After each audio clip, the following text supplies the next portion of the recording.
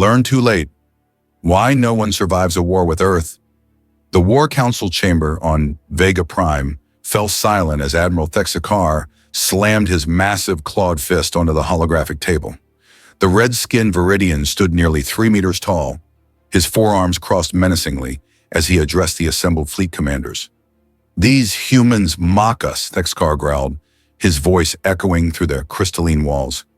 "They refuse to pay tribute to the Viridian Empire, and now they dare to rescue our slave ships?" Commander Zelthos, a serpentine alien with scales that shifted from green to purple when agitated, slithered closer to the display, showing Earth's location. "Admiral, perhaps we should reconsider. The humans destroyed 3 of our cargo vessels last week without losing a single ship." "Cowards hiding behind primitive technology," Thexakar spat. "We have conquered 400 star systems in the past century. What can one backward planet possibly do against the might of our empire?" On the other side of the galaxy, Captain Sarah Chen stood on the bridge of the U.S. Defiant, watching the rescue operation unfold on her tactical display. The former Viridian slave ship had been liberated, and 2,000 beings from 12 different species were now safe aboard human vessels. "Captain," Lieutenant Marcus Rodriguez called from the communication station, "we're receiving a transmission from the rescued Altarians. They're asking why we help them." Sarah smiled grimly. "Tell them it's what we do. No sentient being deserves to live in chains." Dr. Elena Vasquez approached from the science station, her tablet showing analysis of Viridian technology. "Sarah, I've been studying their weapon systems. They're powerful, but their tactics are surprisingly rigid. They rely on brute force and intimidation." "Any weaknesses we can exploit?" Sarah asked. "Several. Their shields operate on a rotating frequency pattern, and their command structure is extremely hierarchical. Take out their flagship, and the entire fleet becomes disorganized." Admiral James Harrison's voice crackled through the intercom from Earth Command. "All ships, this is Admiral Harrison. Intelligence reports indicate the Viridians are mobilizing their 7th Fleet. Approximately 150 warships heading our way." Sarah felt her crew tense around her. The 7th Fleet was legendary throughout this sector of space. It had never been defeated in battle. "Admiral," Sarah replied, "the Defiant and her task force are ready. How many ships can Earth spare?" 18 vessels, Captain. That's everything we can pull together on short notice." Lieutenant Rodriguez whistled low. 18 against 150? Those aren't great odds, Captain. "Marcus," Sarah turned to face her communications officer, "what did your grandfather tell you about the Battle of Thermopylae?" The young officer straightened. "That it's not the size of the army that matters, sir. It's the size of the fight in the army." "Exactly. Dr. Vasquez, I want you and your team to work with the other ship's science officers. Share everything we know about Viridian technology. Commander Thompson," she addressed her first officer, "signal the fleet. We're going to show these aliens what happens when they threaten innocent lives." 3 days later, Admiral Thexakar's massive flagship, the Asterisk Subjugator Asterisk, dropped out of hyperspace at the edge of Earth's solar system. Around it, 149 other Viridian warships formed a perfect attack formation. Each vessel was twice the size of the largest human ship, bristling with plasma cannons and particle beam weapons. "Look at that pathetic blue world," Thexakar said, pointing at Earth with one of his forearms. "Soon it will burn like all the others."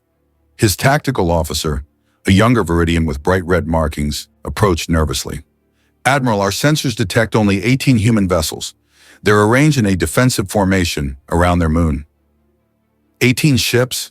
Thexakar's laugh was like grinding metal. "This will be over before it begins. Signal the fleet we attack in 15 minutes. I want that planet's surrender within the hour."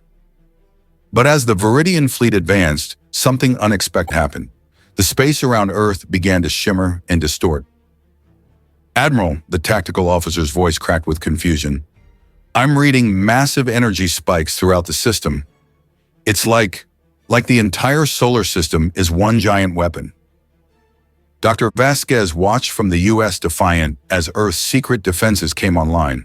Hidden weapons platforms emerged from asteroid fields. The moon's surface opened to reveal massive railguns, and what appeared to be space debris suddenly formed into defensive networks. Sarah, she said to Captain Chen, remember what I said about human ingenuity?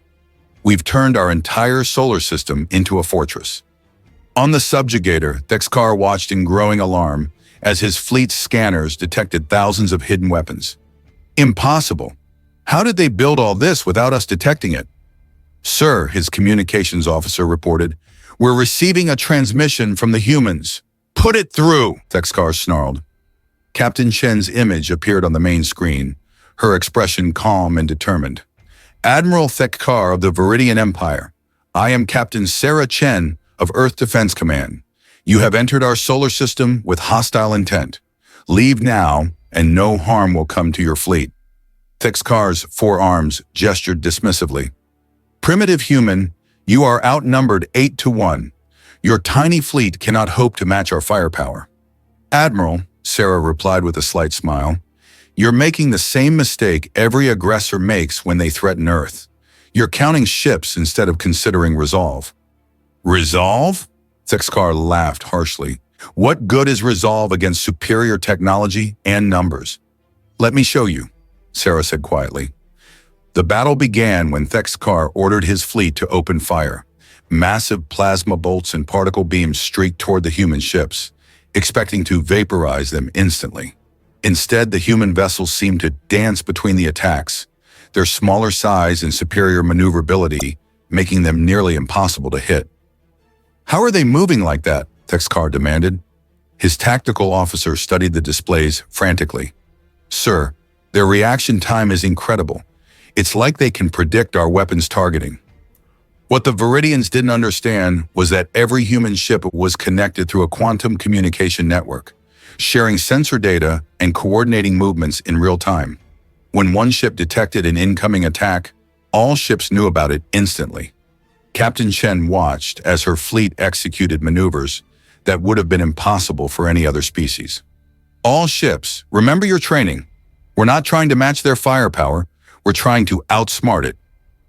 The UAS Defiant suddenly accelerated toward the Viridian formation, its weapons blazing.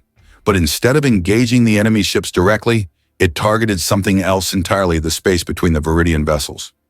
Dr. Vasquez had discovered that Viridian ships used a shared shield network to protect their fleet. By targeting the network's connection points, the humans could disable multiple ships at once. Direct hit on the network relay, Lieutenant Rodriguez reported. 15 Viridian ships just lost their shields. The other human ships immediately focused their fire on the vulnerable vessels. Within minutes, a dozen Viridian warships were either destroyed or severely damaged. Impossible, Thexkar roared. They're using our own tactics against us. But the humans weren't finished. Earth's hidden defenses suddenly activated, filling space with a storm of projectiles and energy beams.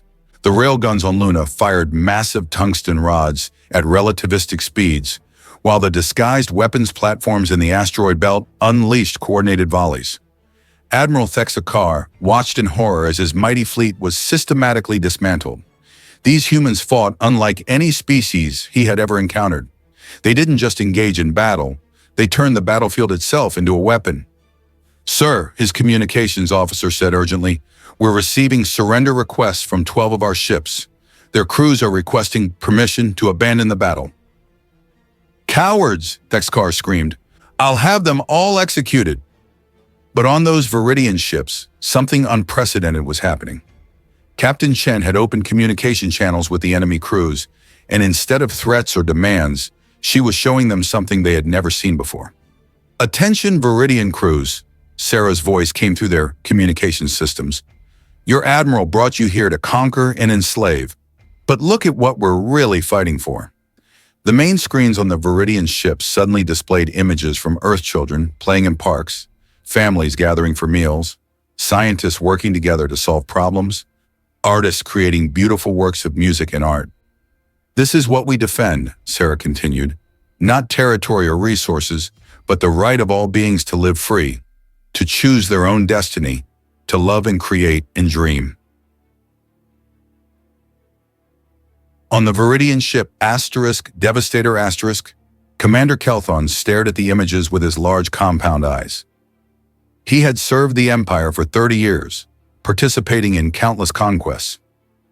but he had never seen anything like this. "Why do you show us this?" he asked over the communication channel. "Because," Sarah replied, "we believe that every sentient being deserves the chance to experience freedom. Your empire has told you that conquest is strength, that domination is power. But real strength comes from protecting those who cannot protect themselves. Real power comes from lifting others up, not keeping them down." Commander Kelthon looked around his bridge at his crew. They were all staring at the images from Earth with expressions of wonder and confusion. None of them had ever seen a civilization that fought for such principles. "Captain Chen," Kelthon said slowly, "if we surrender, what will happen to us?" "You'll be treated with respect and dignity," Sarah answered. "Any of your crew who wish to return to Viridian space will be allowed to do so.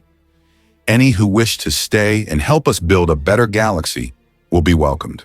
Within the next hour, 47 Viridian ships had surrendered or abandoned the battle. Their crews had been exposed to something that shook the very foundation of their beliefs, the idea that strength could be used to protect rather than oppress. Admiral Thexakar found himself commanding a rapidly shrinking fleet. Of his original 150 ships, fewer than 60 remained combat effective. The humans had used tactics he couldn't comprehend, turned his own crews against him, and demonstrated a level of coordination that seemed impossible. "Admiral," his tactical officer reported, "the humans are hailing us again." Sarah Chen's image appeared on the screen once more, but now she was flanked by representatives from the dozen species that humans had freed from Viridian slavery. "Admiral Thexakar," she said calmly, "your fleet is defeated. Your empire's expansion into this sector ends here. But this doesn't have to end in the complete destruction of your forces." "What do you want, human?" Thexakar snarled. "We want you to understand something that your empire has forgotten. True strength isn't measured by how many worlds you can conquer, but by how many beings you can set free. The Viridian Empire has spent centuries building its power on the suffering of others. We're offering you a chance to be part of something better." Thexakar's forearms trembled with rage. "You think your primitive philosophy can defeat the might of our empire? We have fleets stationed throughout the galaxy, and every one of those fleets will learn the same lesson you're learning today." Sarah replied, "You cannot defeat people who are fighting for their homes, their families, their freedom. You cannot conquer those who would rather die than submit." Dr. Vasquez stepped forward on the human command ship. "Admiral, our scientists have been studying your technology. We know about the genetic modifications your empire forces on conquered species, the neural implants used to control slave populations, the systematic destruction of cultures and languages. All of that ends now." "You cannot stop us," Thexakar protested, but his voice lacked its earlier confidence. "Admiral," one of the freed aliens on the screen spoke up, a tall, graceful being with silver skin and large, dark eyes. "I am Ambassador Liren of the Centauri Republic. My people were enslaved by your empire for 2 centuries. The humans freed us not for conquest, but because they believed we deserved freedom. They asked for nothing in return except the chance to call us friends." Another voice joined in, a crystalline being whose body refracted light into beautiful patterns. "I am Speaker Zenth of the Silicon Collective. Your empire tried to use our people as living computers, forcing us to process data for your war machines. The humans showed us that our minds were meant for creation, not servitude." One by one, representatives of the freed species shared their stories. Each tale was different, but they all had the same ending: humans who fought not for personal gain, but for the principle that all sentient life deserved dignity and freedom. Admiral Thexakar listened to these testimonies with growing unease. He had been told that conquered species were grateful for Viridian rule, that the Empire brought order and civilization to chaotic worlds. But these beings spoke of suffering, of cultures destroyed, of children taken from their families. "This is propaganda," he said weakly. "Lies designed to weaken our resolve." Captain Chen shook her head. "Admiral, we're going to do something that your empire has never done. We're going to give you a choice. You can return to Viridian space and report what you've seen here. Tell your superiors that Earth and her allies will resist any attempt at conquest or enslavement. Or you can stay and help us build something better, a galaxy where different species work together as equals. And if I refuse both options? Sarah's expression grew stern. Then you'll discover why no one survives a war with Earth, Admiral. It's not because we're the strongest or because we have the best weapons. It's because we never stop fighting for what's right, and we inspire others to do the same. Your empire has created a galaxy full of oppressed peoples who are just waiting for someone to show them that freedom is possible. As if to prove her point, reports began flooding in from across Viridian space. On slave worlds throughout the empire, uprisings were beginning. The news of Earth's victory had spread through hidden communication networks, inspiring hope in beings who had forgotten what freedom looked like. Texcar's remaining fleet began to receive desperate calls from Viridian colonies. Admiral, this is Governor Veltar on Kepler 7.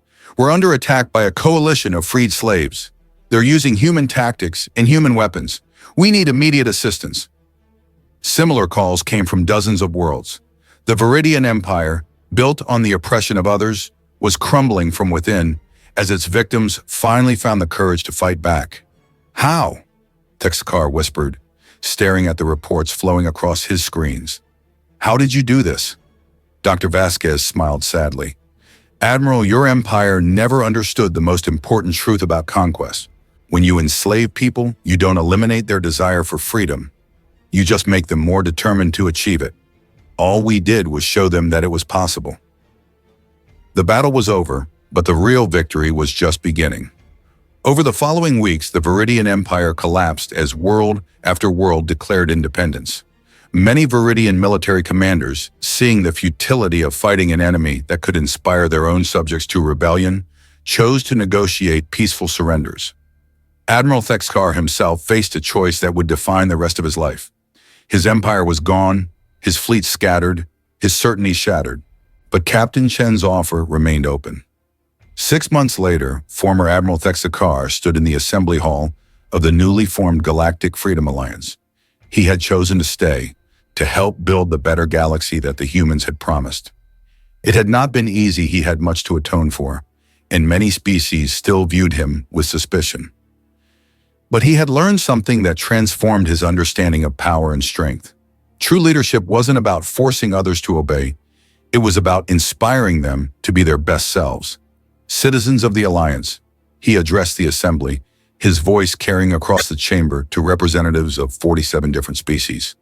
I stand before you as someone who learned too late what real strength looks like. I commanded fleets that conquered worlds, but I never understood that the greatest victory is helping others win their freedom. In the audience, Captain Sarah Chen smiled.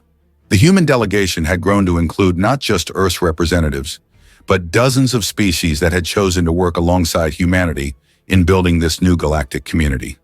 Dr. Vasquez leaned over to whisper to her friend, Sarah, do you think it will last, this peace we've built?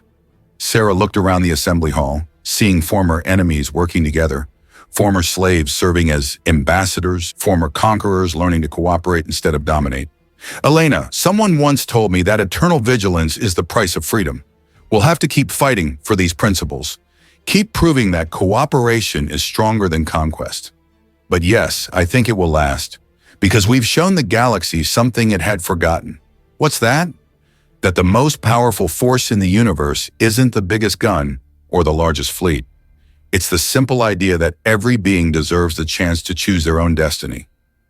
As the assembly continued its work, establishing laws and treaties that would govern this new age of galactic cooperation, a message was broadcast throughout known space.